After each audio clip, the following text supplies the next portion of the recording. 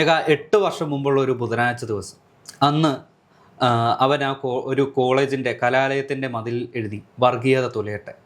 ആ ഒരു വർഗീയത തുലയട്ടെ എന്ന ഒരു ആശയത്തിന് അവൻ നൽകേണ്ടി വന്നത് അവൻ്റെ സ്വന്തം ജീവനാണ്. ഞാൻ പറഞ്ഞു വന്നത് എറണാകുളം മഹാരാജാസിൻ്റെ എല്ലാമായ അല്ലെങ്കിൽ ആ ഒരു മണ്ണിൽ അലിഞ്ഞേർന്ന അല്ലെങ്കിൽ ആ ഒരു മണ്ണിൽ ചോര വീണ പിടഞ്ഞ അഭിമന്യുവിനെ കുറിച്ചാണ്. ഇന്ന് അഭിമന്യുവിൻ്റെ 8ാം അനുസ്മരണമാണ് ദിവസമാണ്. അപ്പോൾ ഈ ഒരു ദിവസം ഇപ്പോഴും കോടതിയിൽ തീർപ്പാകാതെ അല്ലെങ്കിൽ തീരുമാനമാകാതെ അവശേഷിക്കുകയാണ് അഭിമന്യു എന്ന ആ ഒരു SFI പ്രവർത്തകന്റെ കേസ്. അതെ, അഭിമന്യുവിന്റെ മരണം സംഭവിക്കുന്നത് LDF സർക്കാരിന്റെ കാലത്താണ്. നിങ്ങളുടെ കുഞ്ഞുങ്ങളെ നിങ്ങൾക്ക് സംരക്ഷിക്കാനായില്ലെങ്കിൽ ആരാണ് സംരക്ഷിക്കേണ്ടതെന്ന് തിരിച്ചു ചോദിക്കേണ്ടി വരും.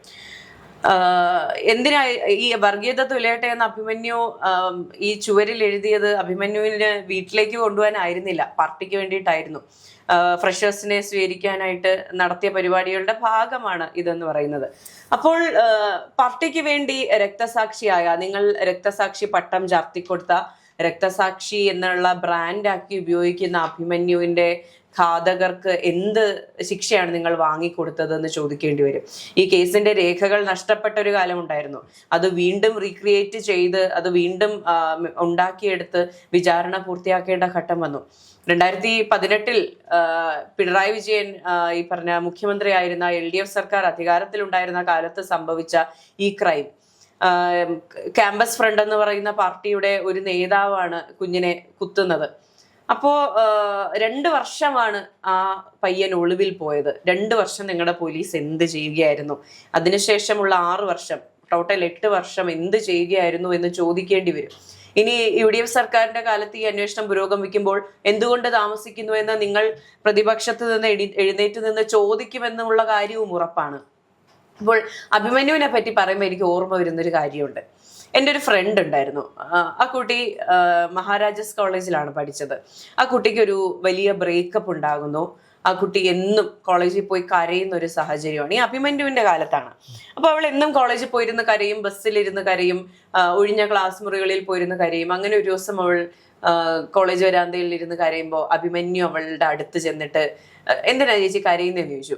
അപ്പോൾ അവള് പറഞ്ഞു അങ്ങനെ ബ്രേക്കപ്പ് ആയി എന്ന് പറഞ്ഞപ്പോൾ അവൻ പറഞ്ഞു, ചേച്ചി പട്ടിണി എന്താണെന്ന് അറിഞ്ഞിട്ടില്ല, ചേച്ചി പട്ടിണിയുടെ വില അറിഞ്ഞിരുന്നെങ്കിൽ ഈ ചെറിയ കാര്യങ്ങൾക്ക് കരയില്ലായിരുന്നു എന്ന് പറഞ്ഞിട്ട് അവൻ നടന്നു പോവാണ്.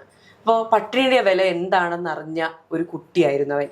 ഈ വട്ടവട എന്ന് പറയുന്ന സ്ഥലത്താണ് അവൻ ജനിച്ചത്. നമുക്ക് വട്ടവടയിൽ പോയിട്ടുള്ളവർക്കറിയാം, ഒട്ടും ഡെവലപ്മെന്റ്സ് ഇല്ലാത്ത, കാണാൻ ഭംഗിയാണ്, നമുക്ക് ടൂറിസ്റ്റിക് സൈറ്റുകളായിട്ട് ഉപയോഗിക്കാം. അവിടെ റിസോർട്ടുകൾ ഉണ്ടാകും, ഹോം സ്റ്റേകൾ ഉണ്ടാകും. പക്ഷെ അവിടെ പോയി കണ്ട ഒരാൾക്ക് ആ സ്ഥലത്ത് നിന്ന് അവൻ എറണാകുളം പോലൊരു നഗരത്തിൽ പഠിക്കാൻ വന്നിട്ടുണ്ടെങ്കിൽ അവനിട്ട എഫേർട്ട്, അവൻ എങ്ങനെയാണ് ഫ്യൂച്ചറിനെ കണ്ടത് എന്ന് നമുക്ക് മനസ്സിലാകും.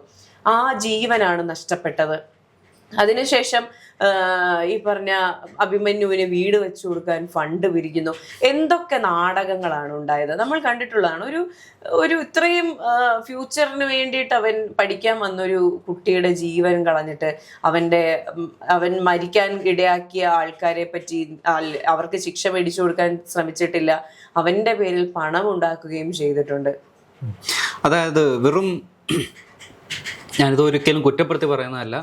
ഒരു പക്ഷേ ആ ഒരു അഭിമന്യു എന്ന ഒരു മരിച്ചുപോയ രക്തസാക്ഷിക്ക് ഒരു വീട് കൊണ്ടോ അല്ലെങ്കിൽ രക്തസാക്ഷി രൂപം കൊണ്ടോ അവന് നീതി ലഭിച്ചോ? ഇല്ല.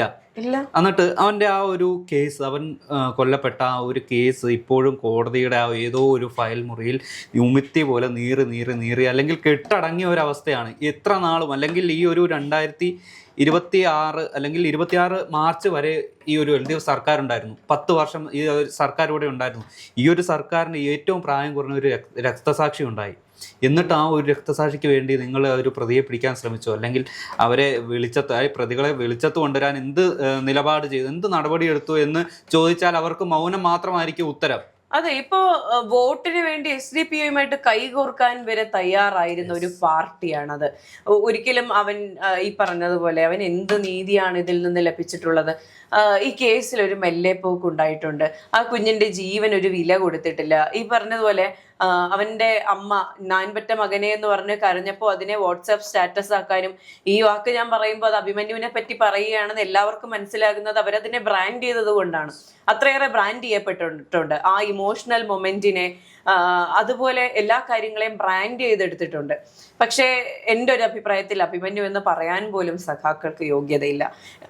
ഈ പറഞ്ഞതുപോലെ വീണ തൈക്കണ്ടിക്ക് വേണ്ടിയിട്ട് പ്രതിഷേധം നടത്തിയ SFI DYFI പ്രവർത്തകരെ നമ്മൾ കണ്ടിട്ടുണ്ട്. ഇതിൽ എത്ര പേർ അഭിമന്യുവിന് നീതി വേണം, നീതി വാങ്ങിക്കൊടുക്കണം എന്ന് പറഞ്ഞ് മുൻ മുഖ്യമന്ത്രിയായിരുന്ന പിണറായി വിജയനെ പോയി കണ്ടിട്ടുണ്ടാകാം. 8 വർഷങ്ങൾ എന്ന് പറഞ്ഞാൽ ചെറുതാണോ? 8 വർഷങ്ങൾ ഇതിന് സമയമെടുക്കുക എന്ന് പറയുന്നത് ചെറിയൊരു കാര്യമായിട്ട് ഒരിക്കലും കാണാൻ കഴിയും. ഈ 8 വർഷം അത്രയും ഈ ഒരു അഭിമന്യുവിന്റെ ചോര വീഴ്ത്തിയ പ്രതികളെല്ലാം സ്വതന്ത്രമായിട്ട് പുറത്ത് നമുക്കിടയിൽ അല്ലെങ്കിൽ ചുറ്റും വിലസിയ ഒരു സാഹചര്യമുണ്ട്. അപ്പോഴെല്ലാം ഈ ഒരു സഹാക്കൾ മിണ്ടാതെ നിന്നിട്ട്, അതായത് വർഷാവർഷം ഈ ഒരു അഭിമന്യുവിന്റെ ഈ രക്തസാക്ഷി ദിനത്തിൽ ഈ രക്തസാക്ഷി സ്തൂപത്തിൽ പുഷ്പാർച്ചന നടത്തുക, അല്ലെങ്കിൽ അദ്ദേഹം ഈ ഒരു വട്ടവടയിൽ സന്ദർശനം നടത്തുക, ഇതുപോലുള്ള കാര്യങ്ങളെല്ലാം ചെയ്തു. അതിന് പകരം ഈ ഒരു പ്രതികളെ വെളിച്ചത്ത് കൊണ്ടുവരാൻ അല്ലെങ്കിൽ നിയമത്തിന് മുന്നിൽ കൊണ്ടുവരാൻ ശ്രമിക്കണമായിരുന്നു. അങ്ങനെ ശ്രമിക്കാത്തടത്തോളം കാലം സഹാക്കൾ എന്നുള്ള പേര് പോലും അവർക്ക് അനുയോജ്യമായി തീരില്ല. കൂടാതെ മറ്റൊരു കാര്യമുണ്ട്. ഇപ്പോൾ ഈ പാർലമെന്റ് ഇലക്ഷനിലാണെങ്കിലും ഇപ്പോൾ കഴിഞ്ഞുപോയ തദ്ദേശ തിരഞ്ഞെടുപ്പിലായാലും ഈ SDPI പോലുള്ള വർഗീയ പാർട്ടികളുടെ വോട്ടുകൾ തേടി LDF പല തദ്ദേശ സ്ഥാപനങ്ങൾ പിടിച്ചടക്കിയ ഒരു സാഹചര്യമുണ്ട്. അപ്പോഴെല്ലാം ഈ ഒരു UDF ആയാലും അല്ലെങ്കിൽ മുസ്ലിം ലീഗ് ആരെങ്കിലും ചോദിച്ചാൽ പോലും നീ വർഗീയതയെക്കുറിച്ച് പറയാൻ നിങ്ങൾക്ക് എന്താണ് അധികാരം എന്ന് തിരിച്ചാണ് സഹാക്കൾ ചോദിച്ചുകൊണ്ടിരുന്നത്. അതെ, ഇപ്പോ പല കാര്യങ്ങളിലും ഈ പറഞ്ഞ ഇരട്ടത്താപ്പ് നയങ്ങൾ ഉണ്ടായിട്ടുണ്ട്. പക്ഷെ ഇതൊരു വളരെ സെൻസിറ്റീവ് ആയിട്ടുള്ള വിഷയമായിരുന്നു. നിങ്ങൾ ഇപ്പോഴും രക്തസാക്ഷി എന്ന പട്ടം കൊടുത്തിട്ടുണ്ട് അഭിമന്യു എന്ന കുഞ്ഞിന്. അപ്പോ അവന്റെ ആത്മാവിന് നീതി മേടിച്ചു കൊടുക്കുക എന്നുള്ളത് നിങ്ങളുടെ ഉത്തരവാദിത്വം കൂടിയാണ്. ഇപ്പോൾ ഈ വീട് വെച്ച കഥ പറഞ്ഞു. എത്ര കോടികളാണ് അഭിമന്യുവിന്റെ പേരിൽ പിരിച്ചെടുത്തത്? ഈ കോടികളുടെ കണക്ക് എവിടെയാണ്? ഇത് എവിടെയാണ് പോയിട്ടുള്ളത്? ആർക്കൊക്കെയാണ് ഈ സഹായം ചെയ്തിട്ടുള്ളത്? ആ വീടിന് വേണ്ടിയിട്ട് എത്ര രൂപ ഇവർ ചെലവഴിച്ചിട്ടുണ്ടാകും? പോട്ടെ, ബാക്കി പണം ഈ കേസിന്റെ നടത്തിപ്പിന് ഉപയോഗിച്ചോ? എന്താണ്? ഇതിനൊന്നും ഒരു വ്യക്തതയില്ല. പണത്തിന്റെ കാര്യം പോട്ടെ മേഘ. അറ്റ്ലീസ്റ്റ് ഒരു മകൻ നഷ്ടപ്പെട്ട ഒരു അമ്മ ആ വീടിനുള്ളിൽ കഴിയുന്നുണ്ട്. ആ അമ്മയെ എത്ര പേര് പോയി കണ്ടിട്ടുണ്ടാവും? അല്ലെങ്കിൽ ആ അമ്മയ്ക്ക് ഞങ്ങൾ മക്കളായിട്ട് ഞങ്ങൾ ഉണ്ട് എന്നുള്ള നിലയ്ക്ക് ആരെങ്കിലും പോയി സന്ദർശിച്ചിട്ടുണ്ടാവും. ഉറപ്പായിട്ടും കാണാനൊക്കെ ആൾക്കാരെല്ലാം പോയിട്ടുണ്ടാവും. പക്ഷെ ഈ പറഞ്ഞ കാതലായ സഹായത്തിന്റെ കാര്യം വരുമ്പോഴാണ് അവിടെ ഒരു മെല്ലെപ്പോക്ക് ഉണ്ടാകുന്നത്. ഇപ്പോൾ കേസിന്റെ ഗതി പറയുകയാണെങ്കിൽ ഇപ്പോൾ കേസ് ഷീറ്റ് പ്രതികൾക്ക് വായിച്ചു കൊടുക്കുന്ന സ്റ്റേജ് വരെ മാത്രമേ എത്തിയിട്ടുള്ളൂ. ഇനിയും കുറെ കടമ്പകൾ കടക്കാനുണ്ട്. ഞാൻ നേരത്തെ സൂചിപ്പിച്ചതുപോലെ UDF സർക്കാർ എന്തുകൊണ്ട് ഈ കേസിൽ മെല്ലെപ്പോക്ക് നടത്തുന്നു എന്നുള്ള ചോദ്യവുമായി ഉടൻ പ്രതിപക്ഷം വരും.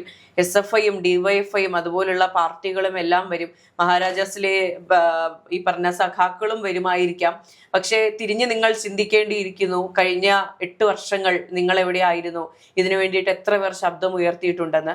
ഇനിയും ശബ്ദം ഉയർത്തണം. ഇപ്പോൾ ഏതൊരു സർക്കാരാണെങ്കിലും അഭിമന്യു എന്ന കുഞ്ഞിന് നീതി ലഭിക്കുക എന്നുള്ളത് ഒരു കൂട്ടായ ആവശ്യമായിരിക്കണം. കാരണം ആ കുട്ടിയുടെ സാഹചര്യം അതായിരുന്നു. പഠിക്കാൻ വേണ്ടി വന്നൊരു കുട്ടിയായിരുന്നു. അപ്പോൾ അവന് നീതി ലഭിക്കണം.